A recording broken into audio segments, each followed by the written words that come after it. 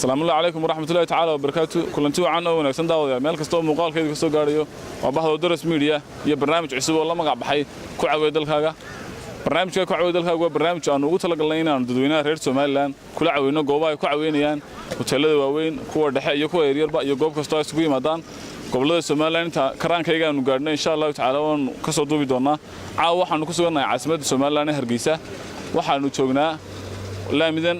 horteena maraysaa dhakhtarka dabadiisii hotel cusub oo bacda la yiraahdo laga furayo caawa la caawin doona dadweynaha daawada ku la caawin doontaan waxaan leenahay in kana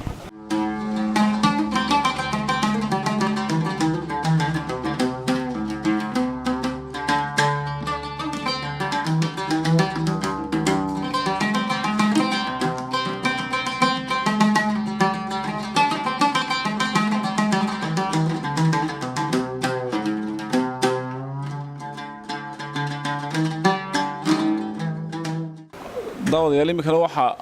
aan la joognaa Cabdiraxiin Xaashi Bacdo oo ah mid kamid ah mulkiilayaasha hoteelka isla markaana maamulaha guud ee hoteelkan Bacdo Restaurant and Hotel Cabdiraxiin ku soo dhaw barnaamijka ku caawiyo dalkaaga iyo bahda Daras Media aad iyo aad baad mahadsantiin runtii aad baan u hambaleynayaa bahda Daras Media ee barnaamijkan wax ka oolka ah ee ay bilowday iyagoo oo go'aansatay in la caawiyo dadkeeda oo mujtamaca qaybihiisa kala duwan ay ka qayb qaadato caawinaana waa nasiib u helnay haddaan nahay maartay matalayaasha hoteelkan bacda restaurant hotel in caawina la soo qayb gashaan oo noogu timaadaan goobteedii aad baan idinku soo dhaweynaynaa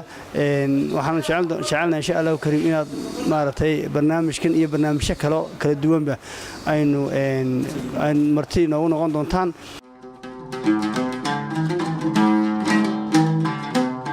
goobta aad joogtaan waa Bacdo Restaurant and Hotel oo ah hotel cusub oo casri ah oo dhawaan la furay waxaanu daah furnay 25kii bishan hadda dhamaatay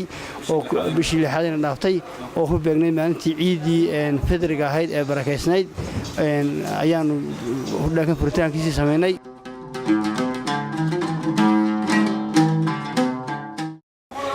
hotelkan wuxuu ka kooban yahay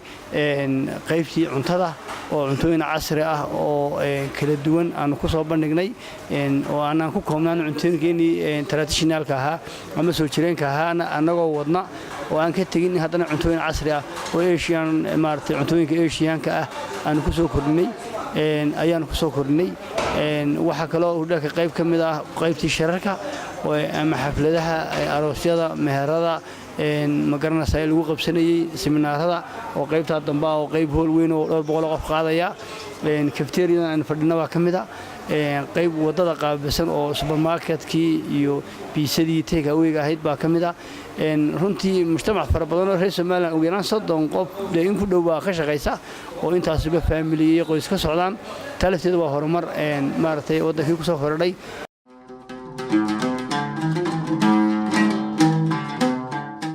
waxaan kamid ah qurba joogii soo noqday ee wadankooga aaminay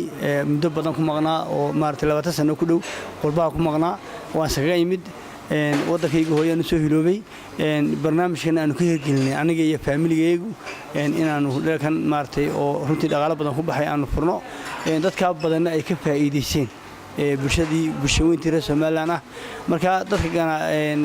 aqoonyahanka iyo tijaarta dibadda dalka dibadiisa ku maqan waxaan u baaqayaa in wadankooda hooyo ku soo noqdaan oo wadankooda maalgashadaan aad baad u mahadsantiin ma sha Allah timaadeen aad u mahadsan Cabdiraxiin kaaga mahad celinaa sidaad noo qaabishay sharafta badan aad u mahadsantiin daawadayaal iminka waxaanu soo dulistaynaa dhalinyar ku caawinaysa mees kamida gudaha hoteelka oo ku codsan doonaa inaan iyaga la caawino waxaan isku codsanaynaa in la caawino anaga bahda Daras Media aad u mahadsantiin barnaamijka waxa la barnaamij ku caawiyo dalkaaga la bahda Daras Media wada waxaan ugu talagalnaa dadweynaha reer Soomaaliland goobaha ay joogaan iyo hoteelada ay ku caawinayaan kula caawino oo la wadaagna muuqaalka yar kooban marka idinku soo dhawaan doontaan magacaaga أنا سيد محمد شامل. محمد شامل. أنا قاعد عيسى عليه. عثمان حسين ورسمي. bahda Daras Media محمود أظن كوجس هورين دونا magacaaga oo noo sheegtay محمود halka degantahay waxa noo raacin doontaa sheekayro anaga dadweynaha nala wadaag doonto محمد aad baad u mahadsantahay iyo bahda Daras Group waan hambalyeynaya marka koobaad waxaan deganahay xaafadda shacabka xaafadda shacabka ayaan deganahay halkan hotel bacaado shacabkay ka mid tahay kow dhowaansho iyo waxyaabihi aan u baahnaayo aan ka heli karo ayaa iyo dhallinta kale aan ku wada caweynayno oo laftigoodu soo gaadhi karta siyaabahaasoo dhan ayaanu doorbiday marka dhallinyartii oo halkan isugu timaada aad wakhti kula qaadan karto marka shaqada laga soo baxo ayaanu doortay maxamed marka waad mahadsantahay aad baad u mahadsantahay maxamuud iminkana daawadayaal ciise ayaynu hadalka siin doonaa ciise waxaan ku weydiinayaa xaafadda degantahay inaad noo raacin doontaa hoteelkan bacada ayaad caawa fadhidood ku caweynayso ma jiraa waxyaabo si gaara kuu soo jiitay oo aad ka xusi karto aad baad mahadsantahay maxamed walaal anigu waxaan deganaa xaafadda jigjigeer horta hodheelka aniga caawa igu horeysaa oo maxamuud baa keenay hodheelka kowdhe laakiinse maasha allah hodheel aad u wanaagsan cuntooyinkiisu kulleyba soo far weyna cajabiyeen waxaan ku yidhi environmentka wax kasta is very calm place oo lagu raaxaysan karo markaad maantoo dhan shaqaynaysay marka insha allah marar dambena waan soo booqan doonaa hodheelka hadduu ilaahay hado waan iman doonaa